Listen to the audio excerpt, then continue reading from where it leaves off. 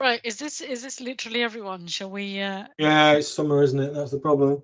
Well, you just need the recording though. That's the most. Yeah, important. no, we're recording. We are recording. Might need to trim out that whole section you did at the beginning, but you're going to trim out the Twitter exchange. Yes. Was the best bit. What's the point? That's the part that makes it what it is. Yeah. I'm also going to no, I'm not going to repeat the name. It's fine. No. So shall we crack on and get started with saying hello, good evening, and welcome, wonderful he, she's, and theys, all of you lovely humans that are joining us this evening for the July Power Platform Virtual Happy Hour. And tonight our specialist subject is data. And the question is, data, yes or no, I think is what we're going to debate between two firsts. And we're joined by the lovely and fabulously wealthy Claire from her castle in wherever her castle is, I've forgotten, and Carsten, who does not live in a castle as far as I know, and we'll be having quite a healthy debate around the whole data minefield. So before we do that, do we have the code of conduct slide? Thank you, Carlos, my lovely assistant. And this evening, well, as every evening, we have a code of conduct, which is just to say, like, we don't really have any problems with bad conduct as far as I am aware, but just be aware of others and be respectful of opinions that may differ with your own. And be open to all viewpoints and be understanding of differences, because it's differences of opinion and different viewpoints that make our community so vibrant and help us all to learn more. If you hear or see of any behaviour that is unbecoming of a Power Platform virtual happy hour, then please do feel free to highlight it to me or Lee, or Chris, if Lee or I were the instigator, which is probably the most likely scenario, and it will be dealt with swiftly forthwith. And we don't have any slides after this one, do we, Con? between four, tonight's discussion is between four idiots. If you can please, Andrew Welch is ready to wade in on the discussion. Out of respect for the speakers and the debate, please could you keep yourself on mute and raise your hand if you want to ask a question. Carlos does keep an eye on the chat, and Lee will probably be asking sensible questions. I will ask non-technical questions, as is the level of my knowledge around the data area.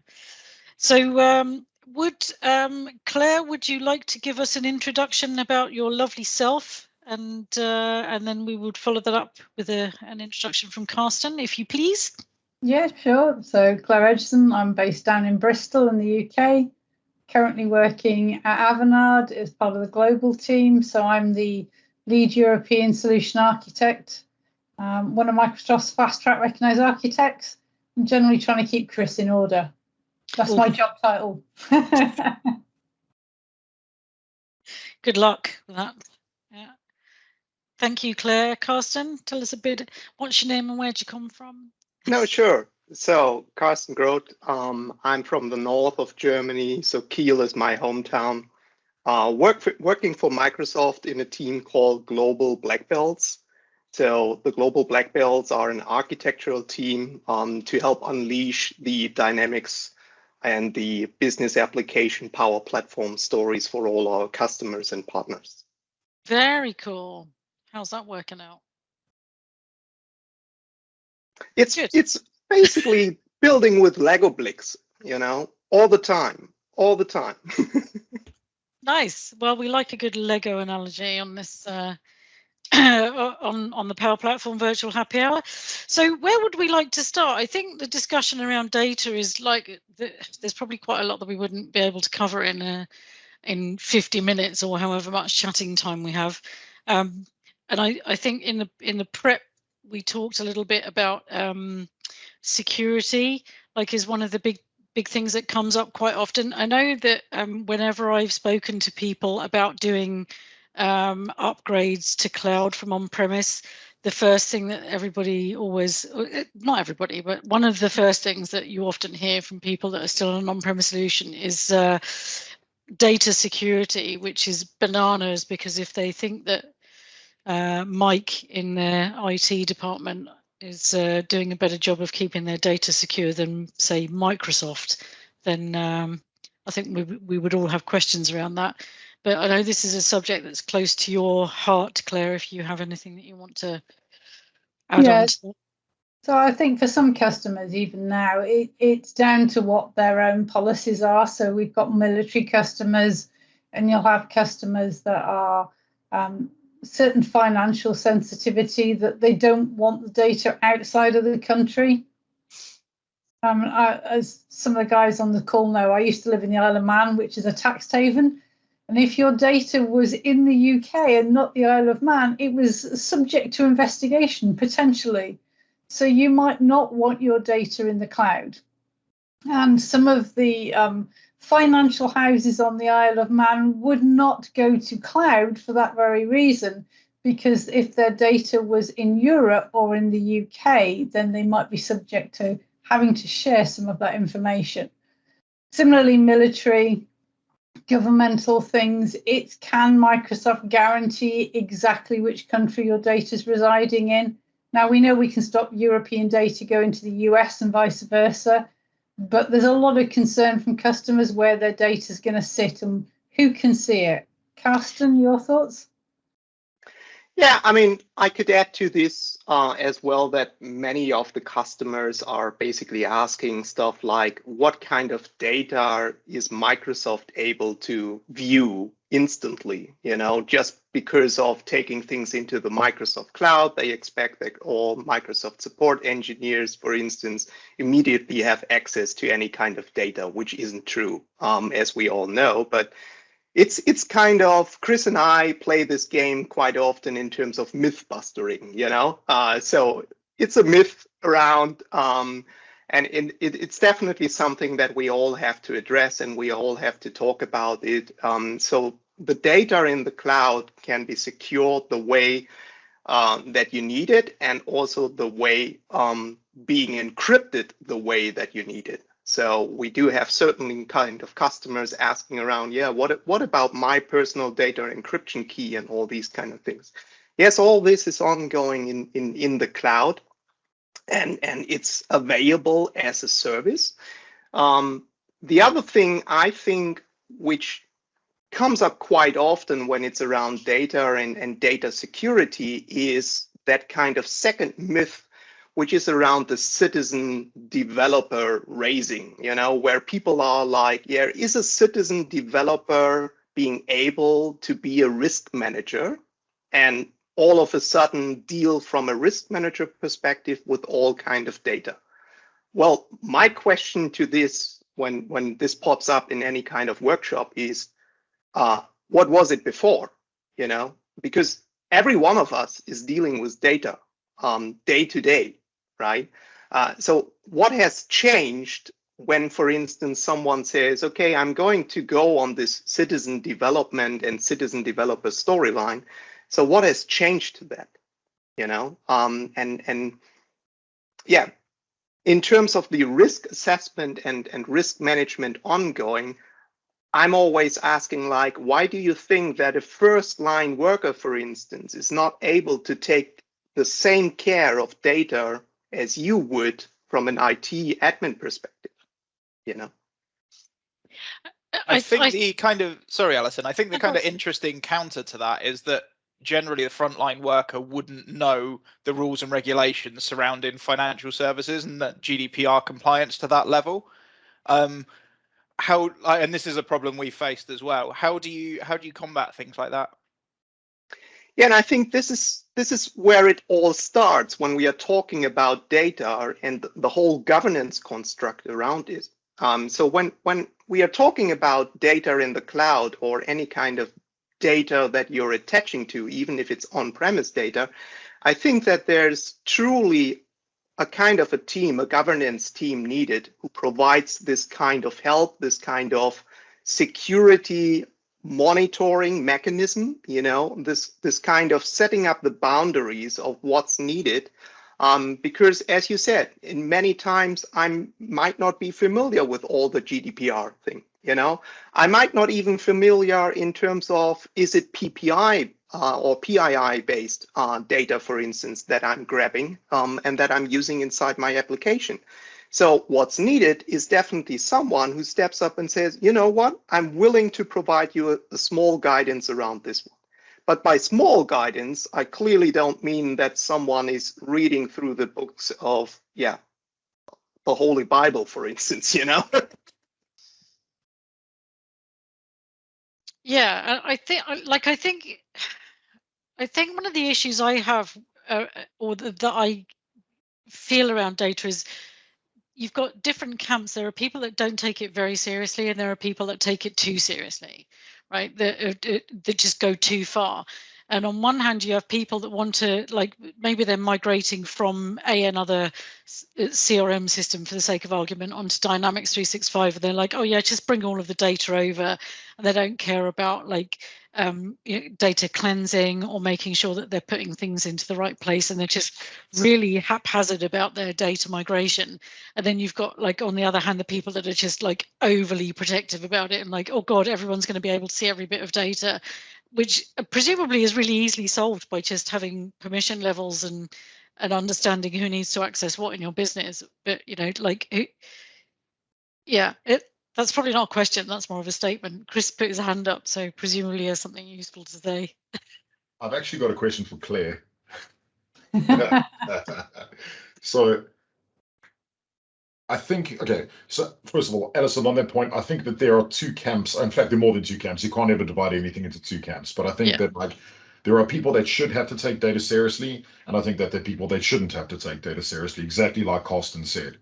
You should be able to give people the ability to not have to worry. But Claire, my question is, okay, I know you are working on a ton of projects across the entire Azure suite, platform suites, even Dynamics. What would you say is the most fundamental first question you ask a customer when you're thinking even about deploying a solution? So for me is, what is the data that's needed? What are the volumes? How often does it change? And what, other than standard GDPR and everything else, what else is in their policy set that I've got to think about? So it's, before we even look at the permissions, it's what's the data? Is it has to be mastered in one place? How much is there? I had a customer this week who's got a huge SAP implementation with an IoT hub on top of it, 4 million transactions an hour, and they wanted to put it into Dataverse. There's a good question. Carsten, I'm going to throw that to you. You get given that one. Where are you going to go? Yeah, I mean, my first thing, and that's also surprisingly something that Chris and I are debating the very first time CDS, so the previously name for Dataverse, came up, and that is about the fact of that everyone in the market seems to have an idea around Dataverse being this kind of big, massive database or data service. And this is what I'm always trying to explain first. So when it's up to data and multiple data sources, why do you want to combine them in a single way, I mean, integrating these kind of things. For instance, with your example, having SAP data, why shouldn't it live inside SAP, right? But what makes it difficult for customers is obviously, but how do I attach this SAP data and combine it with Dataverse? Well, that's the luxury of now having Dataverse as a true data service. So as a service provider, I'm using a virtual table, for instance, and bring up all these kind of information from SAP without even knowing that it's copy it out of SAP system. So it really remains inside the SAP system. And obviously, one of the biggest benefits around this one is when it comes up to those GDPR requests, because as we can all, I mean, I remember the very first time I stood up as a consultant and someone came up and said, you know, my biggest fear is 2,885 Excel lists that I'm going to aggregate each week. And I was like, I mean, that was a shocking moment for me, right? So first of all, we all know Excel as the famous database in the world, you know, and that's the same stuff. So when it comes up to data, I think from a citizen developer's perspective, first of all, they are very sensitive and very clear around that they don't want to care about where the data is. They just want to play. So I'm comparing it with us being the parents and letting our children play on the playground, right? So it's on us as the governance team to define the rules that they can play safely on this playground. Yeah, and totally. Being this child, you know, I don't care around the playground itself, you know. If I want to climb, I'm going to climb, you know. That's my point here. And that's the same stuff when it comes up to this SAP Dataverse connectivity, for instance. But it's on us from an architectural and a consultant way to also help people understand that there's truly benefits in this setup.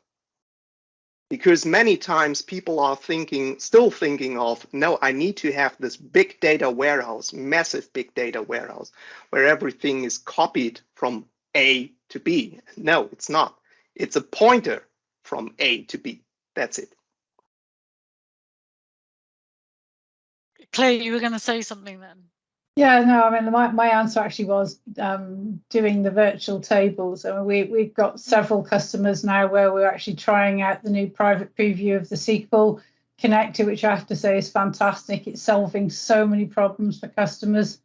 We're using it out in the vaccine management in several places. So the virtual tables has just got a really good way of bringing that data in for the users. Just as you said, they can play with it in the playground. But most importantly, the master data is staying in the core system. The security is controlled by the core system. We're not trying to do it at both ends. So it's a great way to keep the data safe easily and without another layer of control on top.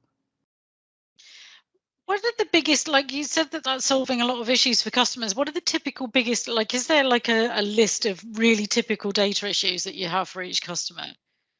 So what I'm seeing there is that you've got data in many places and customers have still got this idea they've got to pull it all together. And so some people will be using data lakes and going down the sign-up street. That's fine.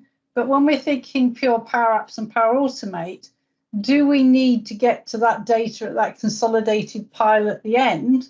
Or do we want to action it on the systems themselves? So that's where dual right virtual entities and API connections actually talking to those systems, because when we get down to the warehouse end, that should be it's finished. Someone's taken a photo of that data, that's it finished, ready for reporting, not for us to be poking and playing with. Yeah.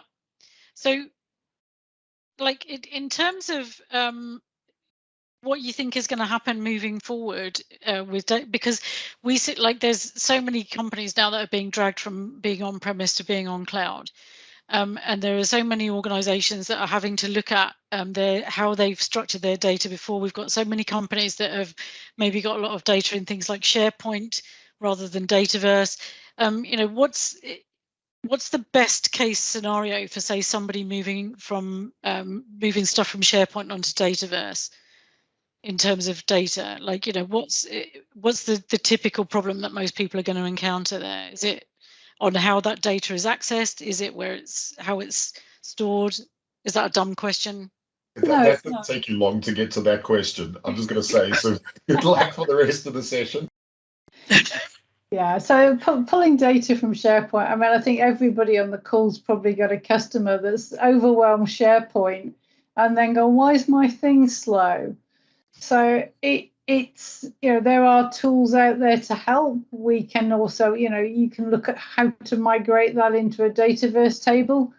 The question is what's the licensing? I know that we're on data, but there's also that question of why did they start there? Is that because that's all they knew? Is that all they can afford? There's lots of ways to solve that. I mean, Carsten and I, we're both data people, so we're going to go real database every time as a choice. But can the customer afford it? Is that the best stepping stone for them? So SharePoint to Dataverse tables is quite a gentle step. It's when you've got people who've got stuff in 10-year-old Excels that are trying to go all the way through. Why can't I just upload it? Because it's got 3,000 macros in it. Carsten, what's the sort of typical things you're seeing as a black belt? Yeah, the most frequently asked questions and the most frequently answer from me to this is don't let licensing be your architect in general, right? Licensing clearly plays a role inside the whole architecture, but it's this 10% or 3% of the iceberg, when you look into all these kind of various rule sets around your data, where data was born, where data raised, where data is growing, and I feel perfectly reminded, and it's probably a good fit because I just saw Satya Nadella's Inspire keynote, and he was talking about the fact that in the next 5 years, we are going to see data growth rate, which is 30 times past the data amount that we have seen growing in these 30 years previously. So in just 5 years, we are growing massive data around us. And it's like this Dataverse, right? So it's like this all over thing around data where we need to ask ourselves, who can understand data? Where should data resist and remain? And also, how am I going to safely connect to these kind of things? And definitely licensing shouldn't be my architect here, So when people are saying, yeah, we've grown up our knowledge base and we now want to create a chatbot around this knowledge base, but the knowledge base remains inside SharePoint. Why should I change SharePoint as the data source? There's no need for it. So I think where I look at this is from a perspective of, I think so many companies don't understand that the key to using these systems or leveraging these systems that we have in our technology stack, in the Microsoft technology stack, is to be able to interrogate your data to make better business decisions, right? To be able to access your data so that you understand what's happening with your customer, and for everything to be able to, like for your CRM to be able to feed information into something else, right? So that you are able to move your business forward without, necessarily, I'm not explaining it very well, but like I think people don't have that understanding of, they still think of data as being like on a USB stick or on a drive somewhere, right? And that people will just dig out that old email from 10 years ago when they want it. But actually data are the lifeblood of their business and how they're going to be able to move their business forward. And they have to be able to interrogate that data. They have to be able to extrapolate from that and find information that's useful to build their business moving forward. And I'm just curious, as someone that doesn't work in data and as someone who's quite clearly not technical, does that has that mindset shift happened yet, where people understand that the data is the value of their business? No, okay. I think some customers do. Some customers have certainly understood the benefit of investigating their data. I think what we're seeing is they might have understood data mining it to get good reporting, but they haven't yet really understood what the rest of Power Platform brings. So I can have apps and flows that help me make those decisions. We can use the AI in there to match stuff. I mean, if we look at how to use your data against, names and addresses, there's thinking of dynamics. How many customers have got accounts that are the same thing, just spelled 15 different ways? Using AI to go through that and go, we reckon these are the 6 that are the same. The customer can use an app and go, yeah, they're the same. Click, convert the data. Helping that automation of your data cleanses and things, they're just starting to wake up to, but they're not seeing the full picture that the Power Apps can bring. Yeah, I mean, I'm sure, I think I saw Matt Beard come in. Oh yeah, he's here. So I remember seeing some of the tools that Data8 have built in terms of data cleansing, and that stuff, as someone who is a CRM user, absolutely blew my mind, because I've got so much crap data that came over from our old system, because the guy who did our data migration project was not the greatest, naming no names, and so I get that, but also at no point did somebody say, you need to think in terms of the future of what you're going to use this data for, right? Because I don't it used to be important 5 years ago when we built that CRM to have someone's home address. And now I literally couldn't care less what their home address is. It's of absolutely no importance to me whatsoever. But what is important is what kinds of content do they interact with? What of our content on social media do they interact with? What are they interested in? Which are the jobs, for example, that they've been interested in, and that kind of thing, right? And nobody sat down with us at the beginning of this journey of building everything on this cloud infrastructure and said, it may not seem like it now, but at some point you're going to want to be able to do more stuff with that data. So actually it's just by pure fluke that we have the Dataverse thing now that's made it easy for us to do that, because it wasn't by design in our business, right? And nobody advised us to do that. Sorry, Chris, you had your hand up ages ago and I ignored you. Cool. I just think that, okay, so I get what everyone's saying. The problem that I have with, and this is, I'm going to maybe poke a small hole in this discussion, is that we're kind of speaking about data as if it's going to be used for just one thing. And it's the thing that I always struggle with. Paul Cumsey actually taught me this, right? So I was always like, oh, your app should use this data and your flow should use this data. And that's never the case. And Carsten and I actually spoke about this when I was at Microsoft. It got to the point where actually you're going to have a data platform, right? And Claire and I have discussed this at length around Azure. You're going to have a data platform. You're going to have a multitude of things where data is put into, whether it's a spreadsheet or where you're diluted and you put your data in there, or you're using, Azure structures like Cosmos and warehousing and things like that. Okay. And you're going to have some level of replication across that data. So the way that I'm seeing it is that often, and I want to go back to what Carsten said, you shouldn't let licensing architecture solutions. We've got to think of data as a platform that's going to be used for multiple things across a business. And then when you build your solution, you build it based on that piece of the piece of the puzzle. But when you see the wider landscape, I feel like that's when it's coming in. So my question to Carsten and Claire, right? And I know the answer, but I want everyone else to hear the answer, is both of you. Question number one is from an education perspective. How do you teach your customers about something like this, or the people that you're talking to about something like this? And you both have done it to me, you schooled me on this stuff, right? So I'm happy to, I would love to hear what you say to everyone. And number two, from a technology perspective, which is probably a wider question, do you have any recommendations on where to start? Right, so let me just go again. So question number one, how do you educate your customers on data as a platform? And number two, how do you technically make recommendations on where to start? Make sense? Is that a tricky question? I'll make a stab at question one. So the first thing I would ask you is, where's the data coming from? Where's it got to go? And what are you going to use it for? Because we find customers making apps where they're collecting 50 fields and they only need 2 fields because of something downstream.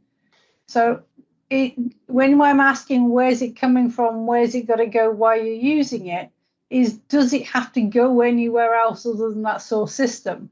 Do we have to save it separately? Possibly. And do I have to model it in such a way that a reporting system might be able to use it further down? That's just a very high level piece. Carsten? Yeah, I think the way I'm always trying to explain it to customers is first to find a way of organizing the data itself, which is, let's take a look at your personal identification card, right? Because it's the easiest. Why? Because many times customers have it with them, you know, so I can take it out and say, let's look at this, right? So what's in that? And starting by this, we all find that there's a common data model in this.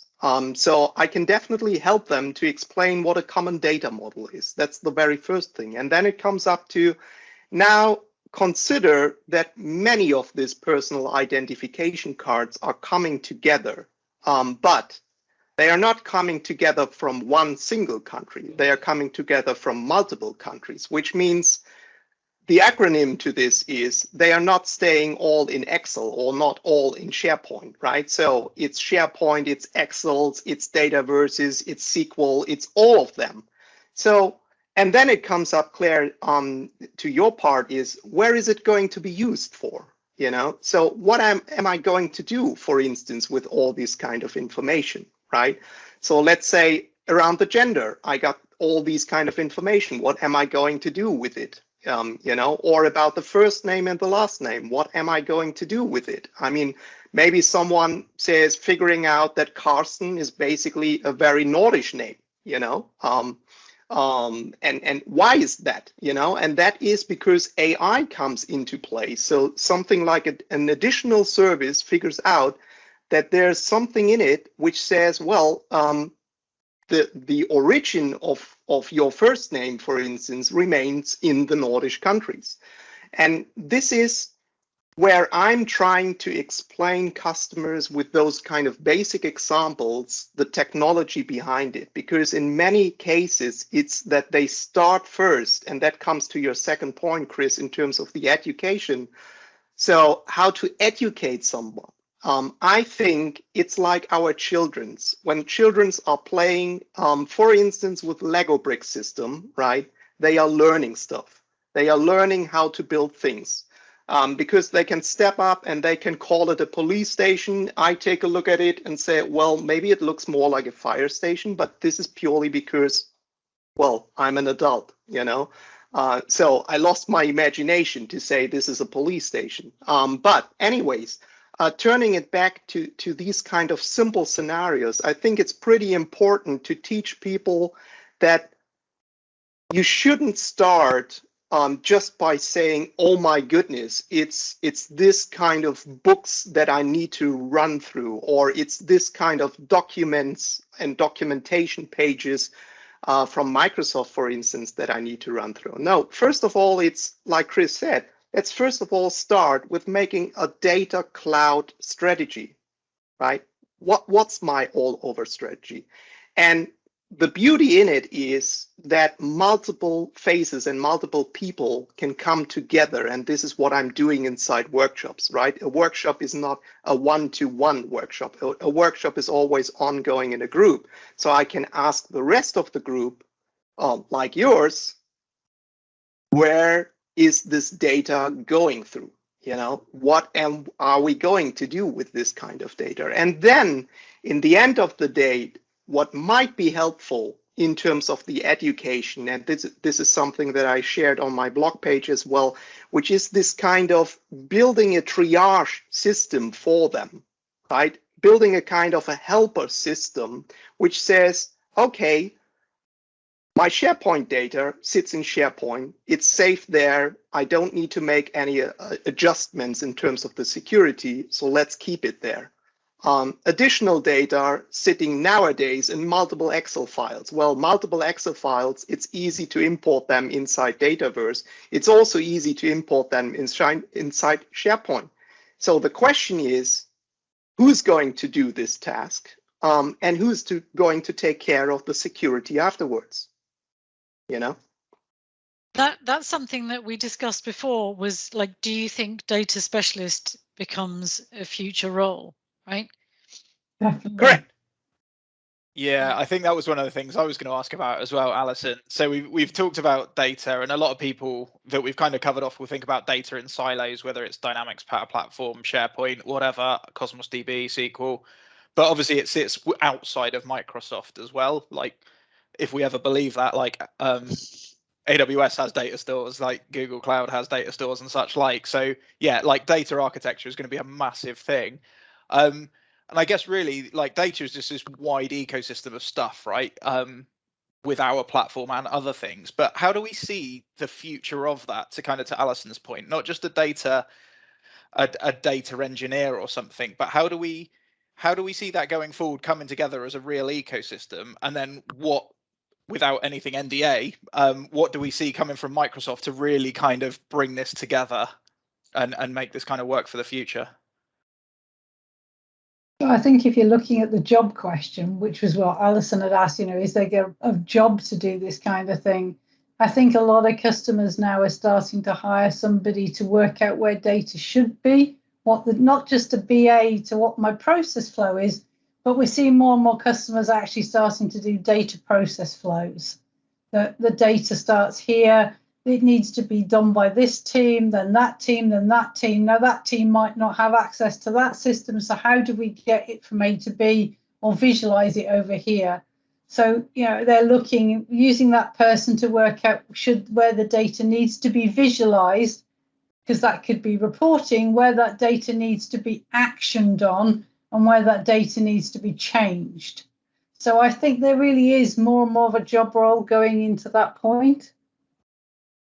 Yeah, I think there's also a transition ongoing. So I see many data analysts, for instance, who love to teach and stepping up into this role of, I'm willing to provide more information around what data is about and what data security is about. So in my day-to-day life, I'm using data as a data analyst. But here is that I'm now teaching a group of citizen developers, for instance, and show them that, hey, it's around this massive data block that you're building with, but touch it, keep it like a children and play with it like the Lego brick system.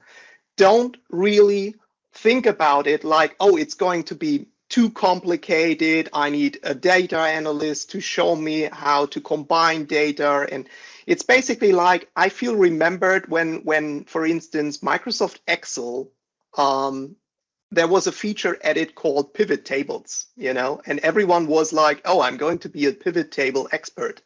No one really understood what pivoting is about, right? And all of a sudden, we had these kind of citizen data analysts doing stuff inside Excel. So is it a kind of repetitive ongoing? Yes, definitely. And I see this, like I said, I see this as a job transformation, a data analyst no longer just being purely in the job description or definition per se, the data analyst. It's also helping others to collect and to work with data on a better and way more efficient way,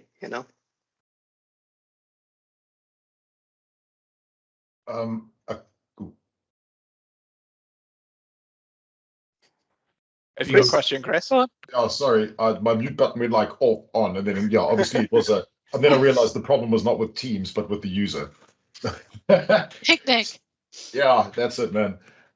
So I've got another question, right? I've started to see this happen a little bit more in organizations, and I'm wondering if both of you have seen it, where they seem to be, and when I say they, I don't know who it is. I'm just like hypothesizing, right? But what they seem to be doing is taking parts of the data platform. So as an example, you might wing some data in Dataverse, build out a really awesome relational data structure, call it an accelerator, package it, and then reuse that, right? So I see that as a microservice, right, that gets moved around the business in reusable blocks. And I feel like the attached data is the important part. Obviously, you need to have the casing and the shell for it. But I feel like that's the way it's going to go. It has to go. And I mean, obviously, data as a microservice could be a data warehouse that gets moved, or I don't know. But are you guys seeing that that reuse of data and those types of packages across organizations? Yeah, I had a customer that had a really good description for that. They actually make and sell windows and doors and conservatories, And they actually described that they got a brand name for one of their windows and described that the package of the apps and the flow that they built to look at the data was one of their windows. So imagine we're talking Lego bricks, it's our clear bricks through. Yeah. And I can build a particular shape in Lego with the clear bricks that looks at the data a certain way. I hand the same Lego bricks to you set up. You can choose how you want to hold it over the data to get the picture you want. And the next person. So yeah, I'm seeing lots of that where a particular solution has been built to look at the data, and it can be used again and again, but by different teams filtered different ways within a business. And I'm seeing that a lot on Dataverse for Teams at the moment. That's exactly what I'm getting at. Carsten, are you seeing that across the rest of the Microsoft ecosystem? Yeah, absolutely. I mean, it's also like Lee mentioned, there's way more than the Microsoft ecosystem, right? There's the Googles, there's the AWSs outside, so all the other services, and building this kind of data cloud strategy and orchestrating a kind of a data platform for company X, Y, or Z. That's really the future, you know? So they need to consider, okay, we made a decision to host our data X on AWS, for instance, and they made another decision to say additional data is hosted with the vendor Y, you know. So do we need to shift vendors or switch from one to the other? Well, clearly no. If you make a clear data cloud strategy, and then with that data cloud strategy, it brings us back to the previous discussed thing, which is this governance team, you know, which then puts up the security above all of this to govern and set up the right controls and put up the monitoring, and then really help to say, okay, if all this is in place, all of a sudden it becomes an easy task for a citizen developer to pick things up, because they no longer need to take care of, where is this personal ID data I was talking about? Where is it sitting, or where is it hosted? You know, I'm just grabbing this kind of information. And if I want to combine this tomorrow with something completely different, let's say I want to combine this data with retail shoppers experience, you know, and then figure out where is the best food place in this area and all these kind of things.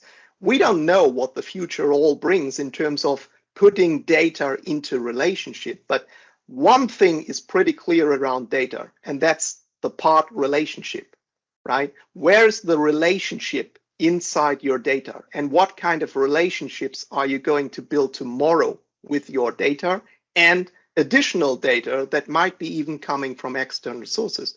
And that's what we from Microsoft see a lot, and that's even where we as Microsoft say, hey, we built a cloud system for you to bring all these kind of services together. So we are not excluding AWS, we are not excluding Google's, right? Instead, we are building connectivity to all these kind of things and make it easy, for instance, to bring and align up the security when it's about this governance control, to say, okay, when you are setting up a governance control set, which you thought of is Microsoft specific. No, it's not Microsoft specific. It all of a sudden is on this data. And that means it brings us back to the previous point Claire mentioned, when it's sitting inside SAP, well, all of a sudden, I do have the full governance control around this one, right? There is an additional security layer inside SAP. No question about this one. So what are we talking about, like a data platform as a service there? Yeah, you could think of it like this, or as Chris mentioned, your data being microserviced, you know, and all of a sudden you're attaching this microservice, but you need a secure way and a governed way to attaching your data and composing it and orchestrating it. Yeah, I often describe the whole Power Platform as the glue that goes between them all.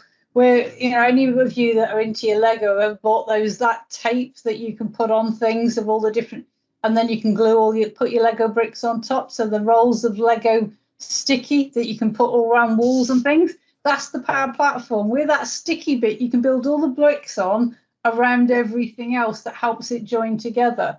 So we're not necessarily data as a service. We're the interconnection. We're the gooey stuff in between. Yeah, a simple scenario could be like I'm opening up my laptop and basically demonstrating how easy it is to grab Power Automate or use Power Automate, grab the information from an AWS service, right? Maybe it's a SQL database inside AWS, but I'm attaching to this and make a prediction. Customers saying like, how the hell did you do this?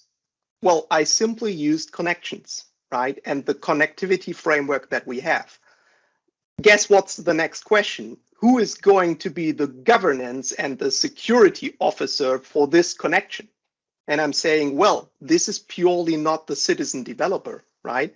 So this is the governance or the security or the control tower team that set up this specific data cloud strategy and then says, okay, you got access to this control set or this microserviced data, use it. You can even describe things, right? For instance, I did it the other day in terms of tagging data, and using tags to say, this kind of data should be used for the purposes of. And that brings us back to your example, Claire, where you said, what's the purpose for it, right? So I can help citizen developers to use tags and say, use this data for X, Y, and Z, Don't use it when it's up to whatever, and this is the simple kind of mechanics that I'm using to educate and teach people around how easy it could be to access data. Didn't Liaison Technologies make a data platform like years ago that connected to everything? Like it would connect to Oracle or SAP or Dynamics or but I don't think it took off because I've never heard it mentioned again. So I guess. Well, yes, this is the kind of big data warehouse area or era that we are talking about, where certain kind of ETL tools came together and provided services like, here's the ETL tool to massively import data from source A into target system B. And that's again, the problematic part that we had these days was no one really clearly understood a common data model behind this. So the problem was when I tried to combine first, last names and make it full name, well, it nowadays seems obvious for us. But guess what? In the 80s, it was first name, last name. No one stood up and said, why don't we make it a full name? And even this full name, like Claire mentioned in this previous part inside SharePoint, someone might say, these are 3 columns, first name, last name, full name. No, the last one, the full name, is actually a virtual thing, because I can compare or combine first name and last name, and I got my full name. But somewhere needs to be the metadata definition hosted. What is the full name? Right? What's the composing part? Is it the first name, last name, or even first name, middle name, last name? So we haven't even touched on munging, which has been quite surprising. That hasn't come up so far. But just in the last few minutes, there is a question from Phil Cole in the chat. Oh, Phil asks, maintaining security roles and access across Dataverse in combination with the connected services data sources is pretty challenging at the moment. Do you agree? Yes. Yeah, absolutely. So Phil, I'm jokingly going to say that you can make an app for that. So we actually have got a customer that has got so many different ones, and we've got one with they've got nearly 1,000 environments, and they've got so many complex solutions that touch pretty much everything. They hardly use Dataverse apart from managing things. So what they've actually done now is when they're putting an app together and a solution together, they look at, this is SharePoint, and they list what the permissions are going to be for each of the personas. So the whole app is based on creating personas and the permissions all the way through. So SharePoint permissions for persona A is here. SharePoint, if it's Dataverse or SQL or FinOps or CE, this is the persona and its role. This is the data they're getting from a warehouse. This is the security and the role that they're getting it through. They might not, as a user, have access, but that's the connection they're using. And we've actually made an entire app to map the security roles for each persona that documents it as part of the handover. So if you change something, it forces you to change it with the app. But yeah, that's actually pretty clever. Yeah. Yeah, and I think again, it's this kind of, sometimes it's this mindset that we are thinking about, which is about, okay, the security mechanism is straight above the data and tied to the data source. Yes, we do have those, right? So Dataverse has security roles in it, SharePoint has security roles in it. Guess why? This is all because the engineer behind that said, if someone only attaches to this data, what should be the security when they are doing this? So the other thing is, and that is also something, I think, Claire, you mentioned it earlier, which is this master data management. So where is this kind of mastermind sitting? And this is also to the question around the kind of overall security management. Because I think it's pretty much like if you think about taking a picture and going through various lenses, which allows you to put the focus rates afterwards in your technical software system, right? So you could put the lens first, or you simply take a photo, you know, and then you're saying, you know what, I'm not confident with the focus, so I'm using my software technology now, and all of a sudden I increase or decrease the focus and set some beautiness inside this image. And that's the same you could think of with data.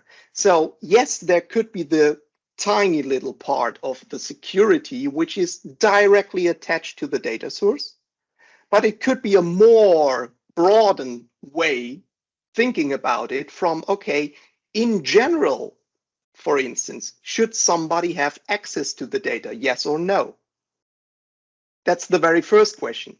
If access provided to this specific data, what kind of access level, which calls out typical CRUD operations? So is it create, read, update, delete, right? And then it comes up to even tinier and tinier permissions, even on fields, for instance, where if I thinking of Dataverse, I feel remembered of our field level security, Chris, right? Which is around this kind of, okay, do I have access to this specific field? Yes, we do have this, but I completely agree that if there is a data cloud strategy in it, you can also have a strategy mastermind which says, okay, where am I going to store all this information around security? And guess what? There is a technical solution called Purview, which is Azure Purview, which is around data governance, right? So if you consider that there's something in between needed for all of this, well, guess what? There is a technical solution answer for this. The thing, again, is if you just think about one data source or even two data sources, it's that you're like completely in a block sitting off, okay, I just got SharePoint security and Dataverse security, and I want to map them. No, think broader, you know? They're excellent points, and Larry, thanks you for your wonderful comparison. So in the last, Carl, do we have a slide for events that are coming up or not?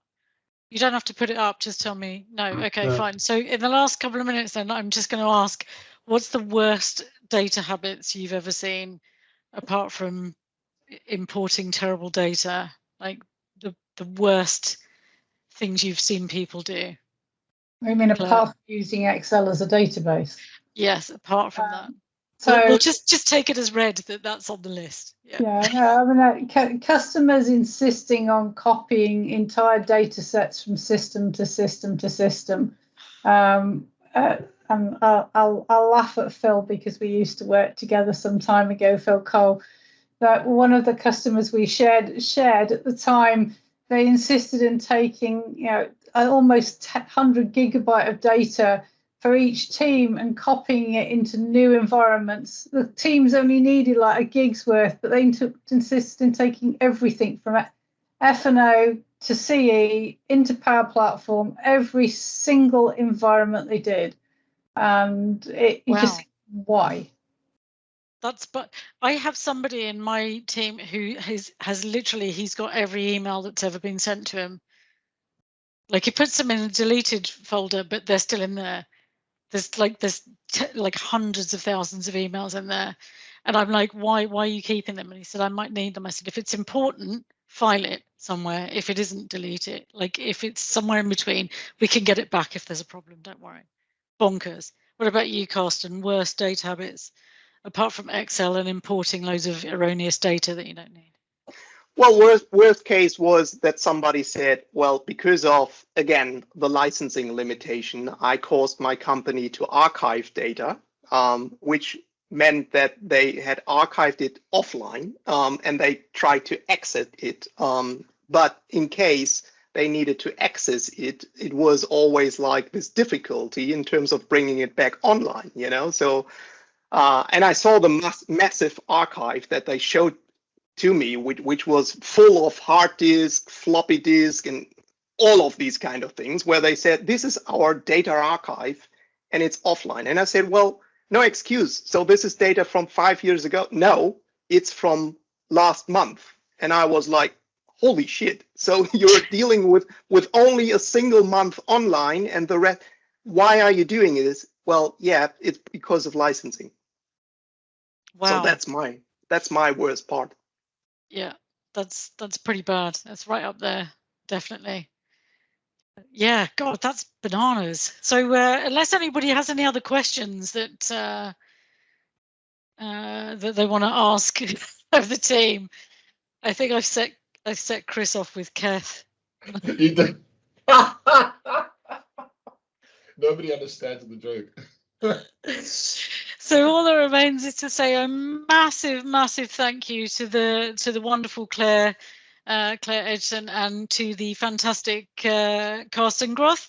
I think you handled the topic with grace and nobility, I'm going to say, is the key word for today. So thank you so much for bringing your opinions. And all that remains to say is we will be back next month, but I can't remember who we've got. Carlos? Lee? Mr. Bibby and Hipster. And Chuck. Oh.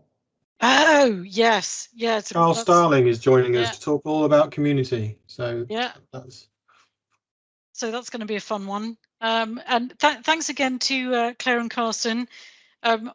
We probably could have done several more hours on data, and maybe we'll revisit it again in the future. And massive thank you to everyone for joining us. And lovely to see you all. We'll be ending the recording there, but if anybody wants to hang out and swear at anybody else afterwards, then Chris is ready, basically. So thanks, everyone. Thank you, everyone. Very well done. Thanks, everyone.